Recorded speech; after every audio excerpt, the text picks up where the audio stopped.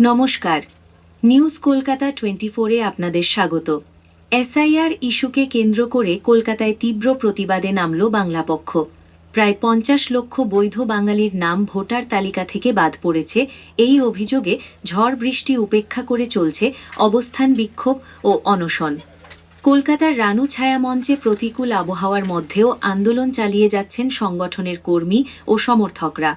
বাংলাপক্ষের দাবি, এই বাদ পড়া নামগুলির মধ্যে প্রায় 30 লক্ষ বাঙালি হিন্দু এবং 20 লক্ষ বাঙালি মুসলিম রয়েছেন।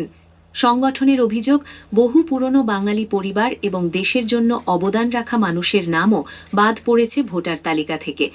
অনশন মঞ্চে উপস্থিত রয়েছেন সংগঠনের সাধারণ সম্পাদক গর্গ চট্টোপাধ্যায়, শীর্ষ পরিষদের সদস্য অরিন্দম চট্টোপাধ্যায়, পাশাপাশি মোহাম্মদ শাহিন, ঋত্বিকা ব্যানার্জি, প্রীতি মিত্র, সৌম্যদীপ সামন্ত, কাকলি মজুমদার, রাজা বন্দ্যোপাধ্যায় এবং সাংগঠনিক সম্পাদক কৌশিক মাইতি সহ একাধিক নেতা। সংগঠনের পক্ষ থেকে অভিযোগ করা হয়েছে, এই প্রক্রিয়ার মাধ্যমে বাঙালিদের ভোটাধিকার কেড়ে নেওয়ার চেষ্টা চলছে। এই প্রসঙ্গে গর্গ চট্টোপাধ্যায় বলেন, বাঙালির অস্তিত্ব মুছে দেওয়ার চক্রান্ত চলছে। আমরা এর বিরুদ্ধে শেষ পর্যন্ত লড়াই চালিয়ে যাব। এছাড়াও বিক্ষোভকারীদের দাবি, বাইরের রাজ্য থেকে ভোটার এনে পশ্চিমবঙ্গের নির্বাচনী প্রক্রিয়াকে প্রভাবিত করার চেষ্টা হচ্ছে। এই পরিস্থিতির বিরুদ্ধে আন্দোলন আরও জোরদার করার হুঁশিয়ারি দিয়েছে বাংলাপক্ষ।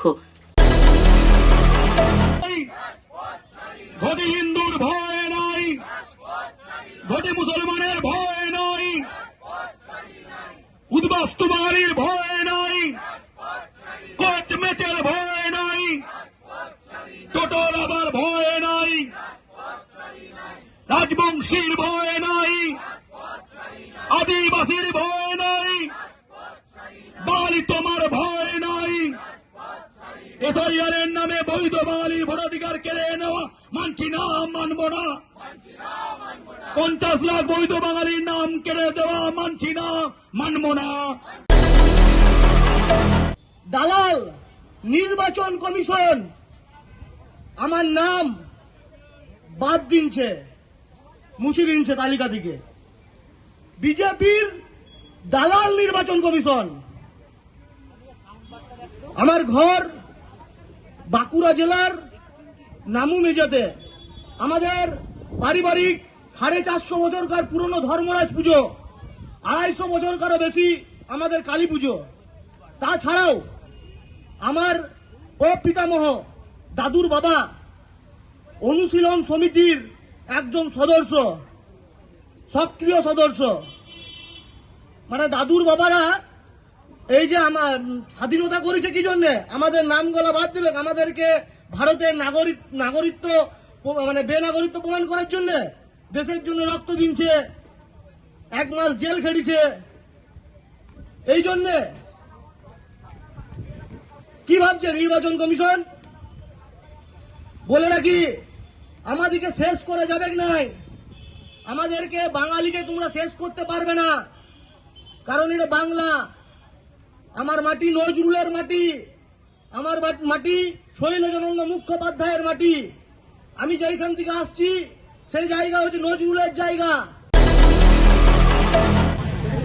এই অ্যাডজুডিকেশন লিস্টের পর প্রায় 27 লাখ বাঙালির নাম ডিলিট হয়েছে এবং তার আগে ফাইনাল লিস্টে এবং ড্রাফট লিস্টে লাখ লাখ বৈধ বাঙালির নাম ডিলিট হয়েছে। বৈধ বাঙালির নাম ডিলিট আমরা বুঝবো কি করে? একটু পরে আমাদের এখানে একজন আসবে, হয়তো এসেও গেছে, রানীগঞ্জে বাড়িতে 300 বছরের দুর্গাপুজো, 300 বছরের কালী পুজো, নিজে পাঁঠা বলি করে। রাজা বন্দ্যোপাধ্যায় দাদু অনুশীলন সমিতিকে ফান্ড করেছিল। আজকে যেই কারণে স্বাধীন ভারতের পতাকা উঠছে যাদের জন্য, তেমন একটা সংগঠন হচ্ছে অনুশীলন সমিতি। সেই অনুশীলন সমিতিকে ফান্ড করেছিল, জেলে গেছিল স্বাধীনতা সংগ্রামী, তার নাম বাদ। নন্দলাল বসু, যিনি সংবিধানের এমব্লেম এঁকেছেন, তার পরিবারের লোকজনের নাম বাদ। 1971 বাংলাদেশে পাকিস্তানের বিরুদ্ধে যুদ্ধ লড়েছে, তারপর কারগিলে যুদ্ধ লড়েছে, সেনাজয়ী, তার নাম বাদ।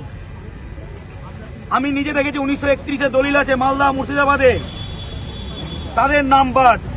চারিদিকে এই যে নাম বাদ হলে কোনো প্রশ্ন করা যাবে না। এরা আজকে এসআইআর নাম কাটছে, কালকে এনআরসিতে যারা বেঁচে গেছে তাহলে কাকে এনআরসিতে কাটবে? কোনো নিয়ম নেই, কেউ কিচ্ছু বলা যাবে না। বাঙালির স্থান হবে ডিটেনশন ক্যাম্প। আসামে এনআরসির নাম করে 17 লাখ বাঙালি, তার মধ্যে 12 লাখ হিন্দু বাঙালি, 5 লাখ মুসলমান বাঙালির নাম বাদ দিয়েছে। আর পশ্চিমবঙ্গে প্রায় 50 লাখ বৈধ বাঙালির নাম বাদ গেছে। 30 লাখের বেশি হিন্দু বাঙালি, 20 লাখের কাছাকাছি মুসলমান বাঙালি। বলবে আরে ওইসব তো রোহিঙ্গা দাঁড়ানো হয়েছে। জ্ঞানেশ কুমার যখন কলকাতায় এসেছিলেন তখন তাকে প্রশ্ন করা হয়েছিল যে রোহিঙ্গা কত ধরা পড়েছে, কিছু উত্তর দিয়েছেন না পালিয়ে গেছিলেন? 2 নম্বর, এই যে বাগদায় চলে যাও কান্নাকাটি, গাইঘাটায় চলে যাও কান্নাকাটি, এমনকি কালকে সন্তু চ্যাটার্জি বলে একজন পোস্ট করেছেন গলসিতে যে আমার 300 বছরের দুর্গাপুজো হয় বাড়িতে। গলসি পূর্ব বর্ধমান, বাংলাদেশ বর্ডার নয়। সন্তু চ্যাটার্জি, তার নাম বাদ হিন্দু মুসলমান নির্বিশেষে, এমনকি প্রচুর আদিবাসীর নাম বাদ পড়েছে। হোমরা পূর্ব, ক্যানিং পূর্বের একটা গ্রাম হোমরা, কয়েকশো আদিবাসীর নাম বাদ। সাগরদিঘি, মুর্শিদাবাদ, কয়েকশো আদিবাসীর নাম বাদ 2-3টে বুথে। আদিবাসী বাদ, হিন্দু বাঙালি বাদ, মুসলমান বাঙালিকে ড্রাফট লিস্টে এবং ফাইনাল লিস্টে খুঁজে পায়নি বাদ দেওয়ার জন্য রোহিঙ্গা বাহিনী। এবার জোর করে কি করবে? মুসলমান বাঙালিদেরকে বলি করার জন্য অ্যাডজুডিকেশনের নামে জোর করে দেওয়া হলো। প্রথমে কি বলেছিল যে বাবা মার নামে লিঙ্ক থাকলে 2002-এ আর কোনো ডকুমেন্ট লাগবে না, তো প্রথমে তারা ডকুমেন্ট দেয়নি, বিএলও নেয়নি। কিন্তু পরে বলছে 2002-এ নাম থাকলেও তাকে নাগরিকত্ব প্রমাণ করতে হবে। হয়ে ছিল ভোটাধিকারের পরীক্ষা, হয়ে গেল নাগরিকত্বের পরীক্ষা। 2002-এ লিঙ্ক থাকার পরেও হয়ে গেল নাগরিকত্বের পরীক্ষা। গোটা ভারতে কোথাও আন্ডার অ্যাডজুডিকেশন হয়নি, গোটা ভারতে কোথাও লজিক্যাল ডিসক্রিপেন্সি হয়নি। এই পুরো এসআইআর এনআরসি সবকিছু ডিজাইন বাঙালির জন্য। আসামে হচ্ছে এনআরসি, বাংলায় হলো এসআইআর, এরপর হবে এনআরসি। এইভাবে যাদের রক্তে ভারত স্বাধীন হয়েছে, যাদের রক্ত আন্দামানে সেলুলার জেলের দেওয়ালে লেগে আছে, যাদের রক্তের বিনিময়ে কেনা স্বাধীন ভারতের পতাকা, তাদের নাম বাদ। সুভাষচন্দ্র বসুর পরিবারকে হিয়ারিং এ ডাকা হয়েছিল, অমর্ত্য সেনকে হিয়ারিং এ ডাকা হয়েছিল। এইভাবে বাঙালিকে জাতিকে শেষ করার চক্রান্ত চলছে। এটা অন্য রাজ্যে কোথাও হয়নি। তাই আমাদের বাঙালিদের ঐক্যবদ্ধ প্রতিরোধ করে তোলা উচিত।